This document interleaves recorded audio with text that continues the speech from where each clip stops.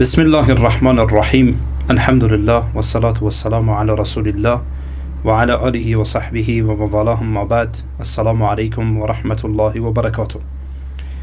برادران و خواهران بزرگوار، امیدوارم که خوب و صحتمند و سالم و تندرست باشید. خصوصا برادران و خواهران بزرگوار ما در تاجیکستان، در روسیه و در جاهای مختلفی که هستند. دوستان گرامی، در این روزها ویدیوهای زیادی برای من از بعضی از دعوتگران و بعضی از علمایی که در داخل تاجیکستان هستند مواصلت میکنه و میرسه. خصوصا صحبتهایی از جناب حاجی میرزا، جناب دام الله عبدالرحیم و همچنین جناب مولوی باختری، اگر اسمشان را درست گفته باشم. حقیقتا سخنان این سه نفر وقتی شنیده میشه در این روزهای اخیر و ویدیوهایشان، من را به یک فکر واداشت. چندین روزه که روی این مسئله من فکر میکنم که چرا سخنانشان شبیه همه و چرا همزمان این سه نفر شروع کردن به سخن گفتن در روی موارد خاص و ویژه‌ای. و بعد احساس کردم که یک ترفند و یک برنامه و سناریوی حکومتی باشه که این کارها صورت میگیره، حالا چی به صورت مستقیم چی به صورت غیر مستقیم، والله اعلم. این برداشت منه. و دقیقاً دیروز من با یکی از دوستان تاجیکی صحبت میکردم، ایشان هم دقیقاً همین حرف گفت و ایشان البته با تاکید گفت که حکومت اینها را وادار میکنه یا به اینها وظیفه میده، ولی من فکر میکنم که حتی اگر وظیفه هم نده، اینها را به نوعی دیکته میکنه، غیر مستقیم، که شما بیایید موقف بگیرید، مذهب به خطر و از این حرفا. مانندی که این سناریوها را حکومت‌های زیادی این کار را کردن. مثلا شما امروز در چچین ببینید دقیقاً همین کار صورت گرفته، در روسیه، در جاهای مختلف. کسایی که متبع کتاب و سنتن زیر فشارن. از طرف چی کسانی؟ از طرف کسانی که خودشان را مذهبی میدانند. مذهبی نیستند، خودشان را مذهبی میدانند و خودشان را به امام ابو حنیفه رحمه الله نسبت میدن، یا در کشورهای دیگر خودشان را به امام شافعی نسبت میدن، به امام مالک نسبت میدن و الی آخر. متوجهید؟ و من فکر میکنم که این سناریوی حکومتی است و اینها یا به صورت مستقیم دیکته میشن یا غیر مستقیم به اینها یک سری برنامه ها داده میشه تا چون این حرفای بگن. دوستان عزیز و گرانقدر، قبل از اینکه من وارد بعضی از سخنان اینها بشم، و حقیقتا هدف من اینه که در این برنامه و یا در این ویدیو به خدمت شما بزرگواران سوالاتی را مطرح بسازم و این سوالات موجه است به این سه نفر و من خواهش میکنم که این سه تا سوال را جواب بدن، حتی که نام هم نمیگیرن جواب بدن. این سوالات را برای جوانان جواب بدن. جوانان عزیز، این سوالات را از این سه نفر بپرسید و هر کسی دیگری که مانند اینها فکر میکنه. خواهش میکنم. و خواهش دیگر من از عزیزان تاجیک اینه که این کانال را سابسکرایب کنن و ویدیو را لایک کنن و همچنین به عزیزانشان ارسال کنن. هدف من اینه که ملت تاجیکستان به یک بیداری برسه و ان شاء الله که از لابلای این ویدیوها برایشان مؤثر واقع بشه و بفهمن حقیقت چیست. به هر ترتیب، هر سه نفر اینها میان روی این مسئله مانور میدن که باید سلفیت هیچ بشه و ما باید حنفی بمانیم، تاریخ ما تاریخ حنفیت و فلان این حرفا. متوجهید؟ حتی جناب حاجی میرزا چند روز پیش صحبتی داشت ظاهرا در روسیه، صحبتهای عجیبی داشت. یعنی حالا از یک طرف که مثلا یک جماعت تکفیری رو میکوبه و بد و بیرا میگه، اما وقتی که به سلفیت میرسه دقیقاً روایاتی که پیامبر علیه السلام در مورد خوارج گفتن اونها را بر سلفی ها و غیر سلفی ها تطبیق میکنه و حمل میکنه و بعد از اون با تأکیدشان فتوا میده که اینها را به هر جا دیدید بکشید. من فکر میکنم که این سناریوی حکومتی است از این باب. دقیقاً همین کار را در داخل افغانستان حکومت امارت کرد. یک تعداد افراد احمقی که در بدنهشان بودن آمدن شروع کردن به قتل و کشتار سلفی ها به تحت همین عناوین که اینها خوارجن و باید کشته بشن. متوجهید؟ و دقیقاً ایشان فتواهایش به همین قسمه. همچنان که در ویدیوی گذشته من توضیح دادم که جناب حاجی میرزا تکفیر میکنه و بعد از آن در این ویدیو میبینید که فتوای قتل صادر میکنه. چرا؟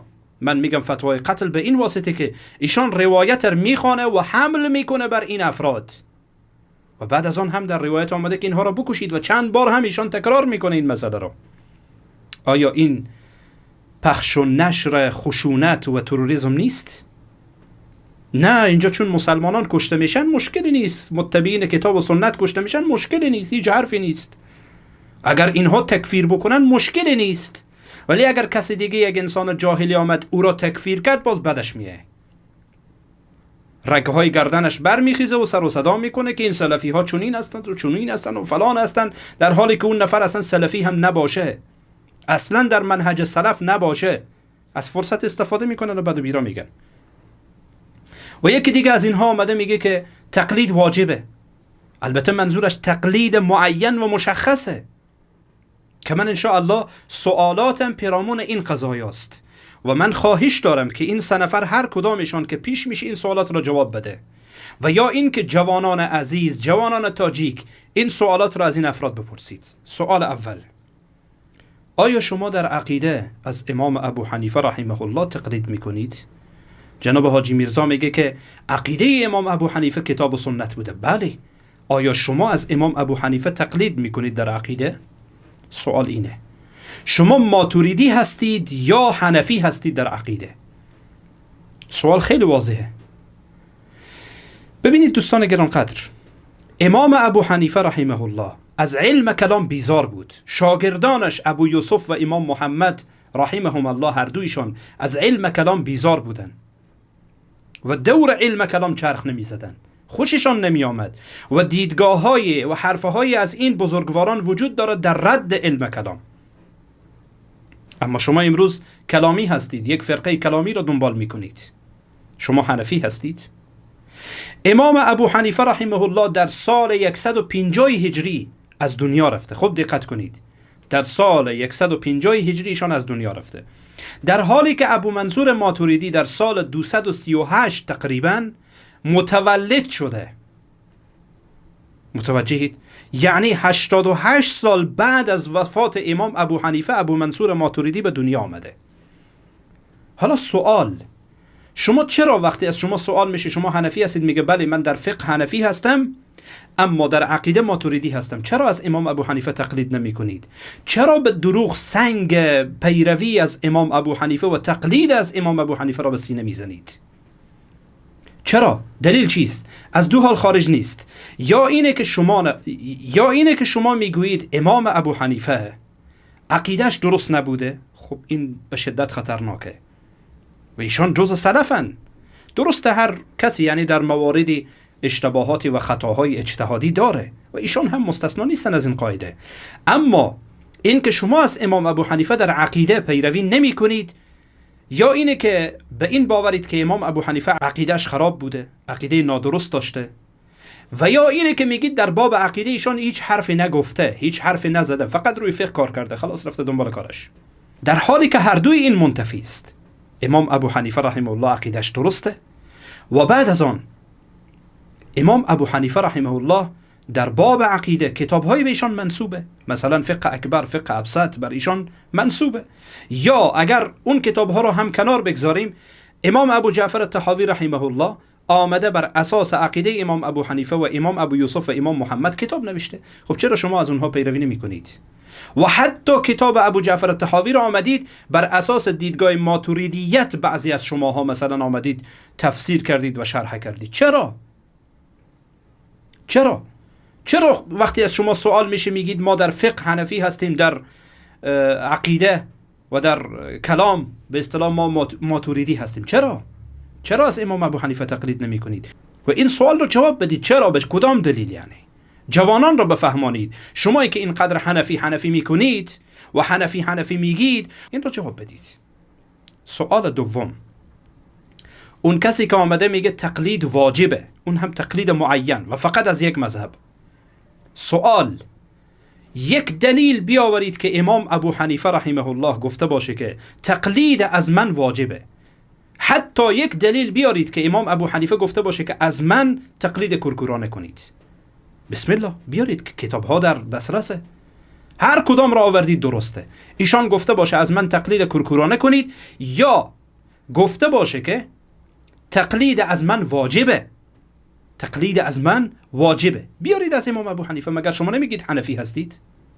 بیارید از امام ابو حنیفه رحمه الله، بیارید از امام ابو یوسف، بیارید از امام محمد، از شاگردان طراز اول امام ابو حنیفه بیاورید و مردم را مطلع بسازید.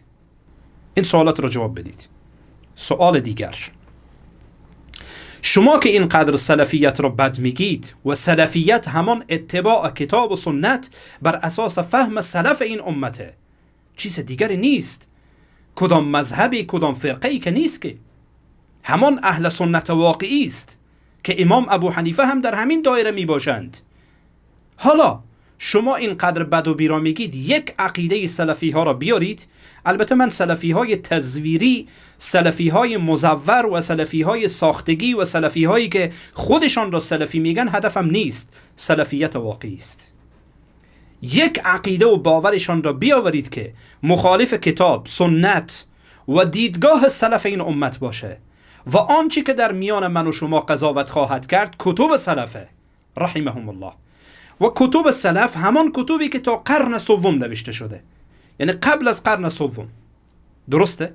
بیاورید، بسم الله، یک عقیده را بیارید بگید اینجا خلاف کتاب الله و سنت پیامبر علیه الصلاة و السلام و دیدگاه سلفه و کتب سلف در میان ما قضاوت خواهد کرد. درسته؟ سوال بعدی، امام ابو حنیفه رحمه الله با ابو جعفر منصور که حاکم وقت مخالفت میکنه و بلکه قضاوتش را نمیپذیره و قبول نمیکنه. آیا این شجاعت و مردانگی در وجود شماهایی که اینقدر حنفی میگید وجود داره که در برابر دیکتاتوری به نام رحمانوف ایستاد بشید و بگید تو چرا خلاف شرع و خلاف دین دستور میدی و بلکه مسلمانان را و جوانان مسلمان را از اجرای شعائر دین الله باز میداری و از اجرای سنت ها باز میداری و خواهران مسلمان را از حجاب محروم میکنی و بر علیه حجاب تبلیغات میکنی؟ آیا این جرأت را دارید؟ شما واقعا حنفی هستید؟ والله المستعان. نه در عقیده و نه در عمل شما حنفی نیستید، حنفی به معنای واقعی کلمه. اگر هستید این سوالات را جواب بدید. من میبینم شجاعت شما را. بله خیلی راحته که هر کس بیه، مثلا یک کسی که خودش را سلفی میگه و واقعا امروز در جهان این گروه و این مردم واقعا ضعیفن و واقعا جز غربا هستن، هر کس میتونه بیای بر اینها تاخت و تاز بکنه. جهتهای بالاتر را بگیرید اگر شما واقعا شجاعت دارید. جلو زرتشتیت را بگیرید در داخل تاجیکستان، جلو رافضیت را بگیرید در داخل تاجیکستان، جلو فساد و فحشایی که از طرف رحمانوف و حکومتش پخش و نشر میشه جلو اونها را بگیرید. اگر شجاعت دارید و اگر برای دین دلسوز هستید، چسبیدید به جان 4 تا جوان و برای حکومت اشاره میدید که اینها را بکش، برای حکومت اشاره میدید که اینها را زندانی بکنین، اینها مفسدن، اینها فلانن. از الله بترسید، از الله بترسید. والله اگر به یک انسانی ظلم بشه به خاطر فتوای شما، قطره انسانی بریزه، الله سبحانه و تعالی در روز قیامت شما را مجازات میکنه. یقین کامل داشته باشید که مجازات میشوید به خاطر تک تک از کلماتی که از دهانتان خارج میشه و شما میدانید که حکومت این حرفا را میپسنده و قبول میکنه. به خاطر که امروز همین کسانی که به نام سلفیت هستن عقیده ولا و برا را برای مردم به معنای واقعی کلمه یاد میدن و برای مردم میفهمانند که دموکراسی چیست، سکولاریسم چیست و الی آخر یاد میدن برای مردم. اما شماها خب این زحمت نمیکشید و اگر میکشیدید اینطور نمیشد ملت. و ای کاش شما وارد صحنه بشید، این مسائل را برای مردم بگید، حکومتداری اسلامی و نظام اسلامی را برای مردم تعریف کنید، از سکولاریسم بگید، از دموکراسی بگید، از ولا و برا بگید برای مردم، از قانون اسلام بگید، از کسی بگید که خلاف قانون اسلام عمل میکنه، اینها را برای مردم بگید. این حنفیته، این منهج امام ابو حنیفه است. از امام ابو حنیفه رحمه الله تقاضا میشه که تو بیا قضاوت رو بپذیر، قضاوت رو نمیپذیره. در زندان شلاق میخوره، نمیپذیره. و حتی در روایاتی از جمله که امام ذهبی رحمه الله در سیر اعلام النبلا میاره که امام ابو حنیفه در زندان شهید میشه، در زندان وفات میکنه. این جوانمردی است و این غیرت و این شجاعت و این حنفیته. این سوالات را لطفاً جواب بدید. جوانان عزیز شما بپرسید از اینها، این سوالات را جواب بدید. جزاكم الله خيرا وبارك الله فيكم وصلى الله على نبينا محمد وعلى آله وصحبه أجمعين.